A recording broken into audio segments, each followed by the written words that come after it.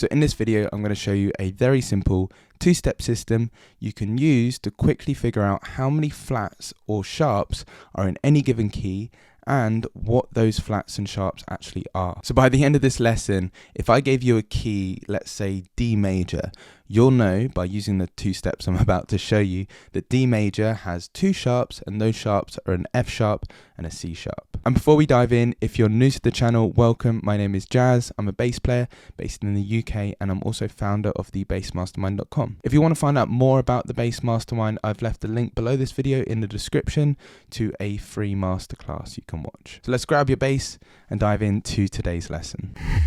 So I'm going to break this down into two steps. First, we'll look at how many flats or sharps are in each key. I'll give you a tool you can use to figure that out. And then the second step is we'll figure out what those flats or sharps are in that key. So we're going to use two tools to help us out with this. Step one is we're going to use the cycle of fourths or fifths. It can also be called the circle of fourths and fifths. It can be called many things, but I'm just going to call it the cycle of fourths and fifths to figure out how many sharps or flats are in any given key. So we're going to create the cycle of fourths and fifths together. You may have heard of this before. Essentially, the cycle of fourths and fifths is just a tool we can use as musicians, and it's a way of organizing the 12 notes of Western music.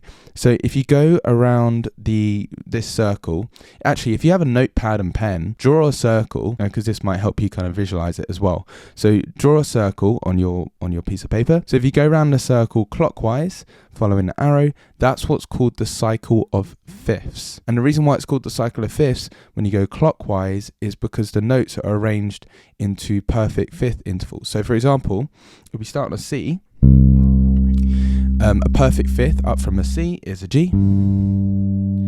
I've got separate videos about intervals and things like that, but that's for another video. So we go upper fifth to a G. Upper fifth from a G is a D. There you go. D. Upper fifth from a D is an A.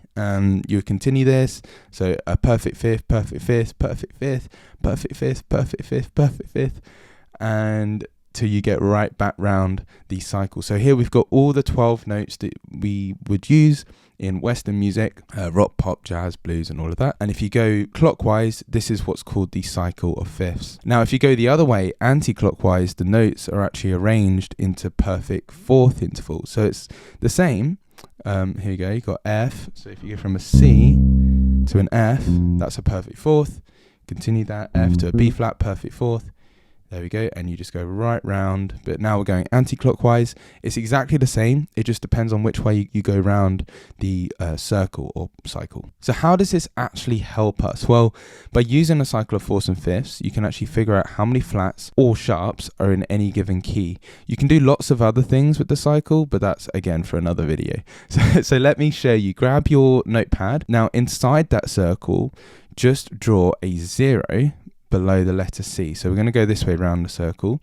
So draw a 0. Now what I want you to imagine is that this circle is a clock face, but instead of 12 o'clock at the top, it's just going to be a 0. So 12 o'clock is represented by a 0, and we're going to go around the clock clockwise. So we start at the top of the circle at 12 o'clock or 0, and then we go to 1 o'clock, 2 o'clock, 3 o'clock, 4 o'clock, 5 o'clock, and 6 o'clock, and we're going to end there at 6 o'clock. Now what this shows us is how many sharps are in each one of these keys. So we're just in major keys for now. So for example, if we were in the key of G major,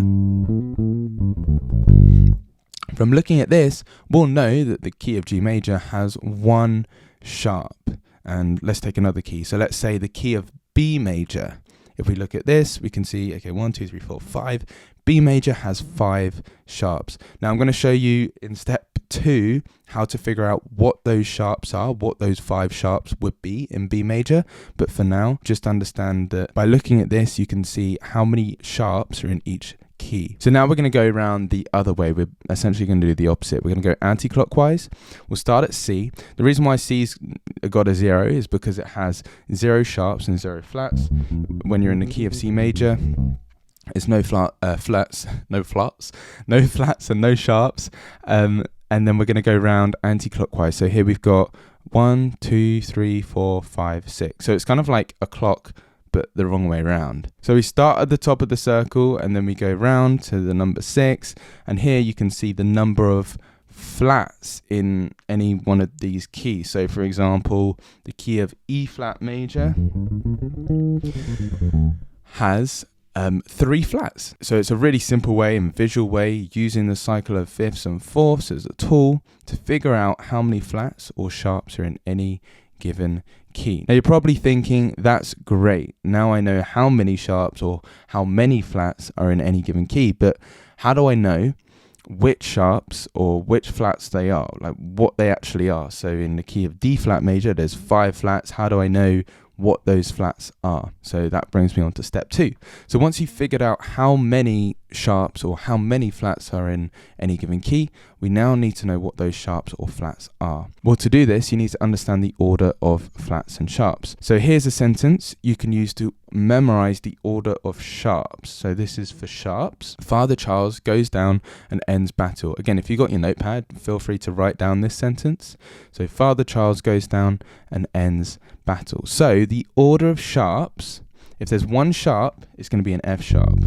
All we do is just take the first letter from each one of these words. So we got F sharp, C sharp, G sharp, D sharp, A sharp, and then E sharp, which is just an F, and then B sharp, which is just a C.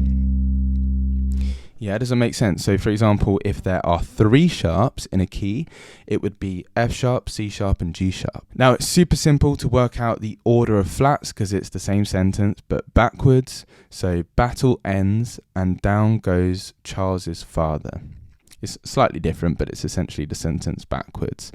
So this is the order of flats. So again, take the first letter from each one of these words. So here we have the order of flats. So we have a B flat, E flat, A flat, D flat, G flat, a C flat, which is just a B, and an F flat, which is just an E. So this is the order of flats. So for example, if you're in a key and it has 4 flats, those flats would be a B flat, E flat, A flat, and D flat. So now let's put step 1 and step 2 together. So let's apply this all. We're going to use the cycle of fifths and we're going to use those sentences. So let's pick a random key. Let's say we're in the key of D major. Now we can see here D major has 2 sharps. Now you just use the sentence that I taught you to figure out which sharps they are. So this is the order of sharps. We have Father Charles goes down and ends battle. So the first 2 sharps are F sharp and C sharp. So in the key of D major, you have 2 sharps and those sharps are an F sharp and a C sharp. Let's try another one. Let's pick another random key. Let's say we're in the key of A flat major. So we can see here A flat major has 4 flats. Now again, use the sentence I taught you from earlier. Battle ends and down goes Charles's father. That is the order of flats. So the first 4 flats, because A flat major has 4 flats, are B flat, E flat, A flat, and D flat.